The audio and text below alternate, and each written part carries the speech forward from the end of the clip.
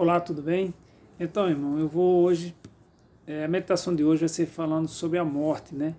Porque ontem foi o Dia das Mães e muitas pessoas colocaram no seu status ou comentaram que tem sua mãe falecida como eu, a minha mãe é falecida, e fica falando assim que a mãe está intercedendo por cada um de nós lá no céu. Mas aí a Bíblia não concorda com isso. Isso é fora de contexto bíblico, né? A Bíblia não fala sobre isso. Que as pessoas acham que quando a pessoa é boa, quando morre vai para o céu. As pessoas dizem que quando a pessoa é mais ou menos, fica vagando. E outros dizem que quando a pessoa é mal, vai para o inferno. Mas primeiro o inferno é a sepultura, né? Então esses três pontos que é o ensinamento das pessoas, quem fala isso aí é porque acredita na imortalidade da alma.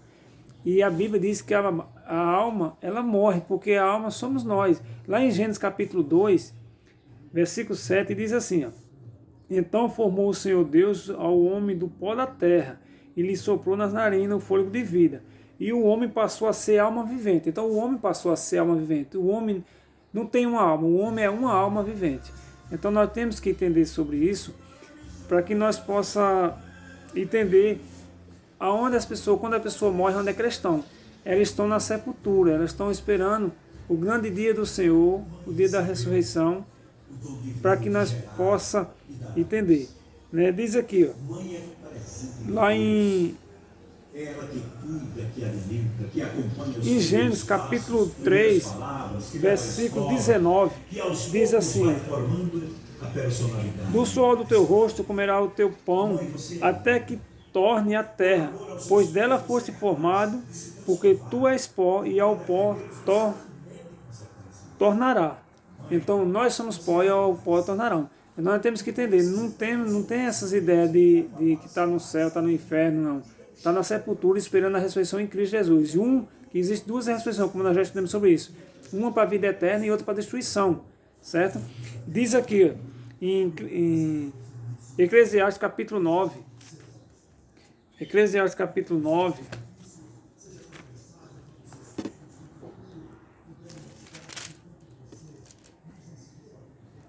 Eclesiastes capítulo 9, versículo 5 diz: Porque os vivos sabem que onde morrer, mas os mortos não sabem coisa nenhuma, nem tampouco terá eles recompensa, porque a sua memória jaz com esquecimento, já cai em esquecimento, não lembra nada das coisas daqui.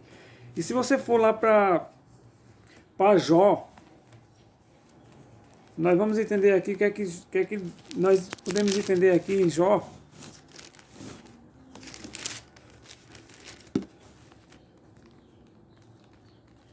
Jó capítulo 7, versículo 9, diz assim: Tal como a nuvem se desfaz e passa, aqueles que descem à sepultura jamais tornará a subir. Versículo 10, nunca mais tornará a sua casa, nem o lugar onde habita, o conhecerá jamais. Então, quando a pessoa morre, já não conhece mais, cai todo no esquecimento. E Hebreus capítulo 9, versículo 27, diz assim: E assim como aos homens está ordenado a morrer uma só vez, depois disso o juízo. Então, o homem está determinado para morrer só uma vez só, irmão. Então não tem esse negócio de imortalidade da alma, nem está vagando, não. Então nós temos que ter isso em mente e reconhecer sobre isso aí. E veja só quem possui imortalidade da alma é Deus. Está lá em 1 Timóteo capítulo 6, versículo 16. 1 Timóteo, capítulo 6, versículo 16. 6,16. Que diz assim: O único que possui imortalidade, que habita em luz inacessível, a quem o homem algum jamais viu, nem é capaz de ver. A ele honra e poder eterno. Amém. Então o único que possui imortalidade é Deus. Certo, irmão? Nós temos que entender isso. E outra coisa, as pessoas muitas vezes não entendem, aí fica falando essas coisas. Mas isso aí é uma doutrina da santificação do domingo, da imortalidade da alma. Tudo isso, no final dos tempos, isso vai acontecer. Porque nós temos que ter o conhecimento da palavra, a nossa base, a nossa regra de fé é a palavra de Deus.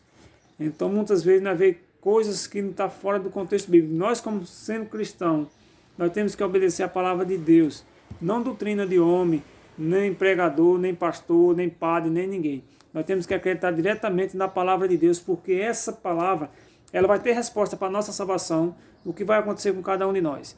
E nós sabemos que alguns corpos estão dormindo ainda, de Adão até a data de hoje.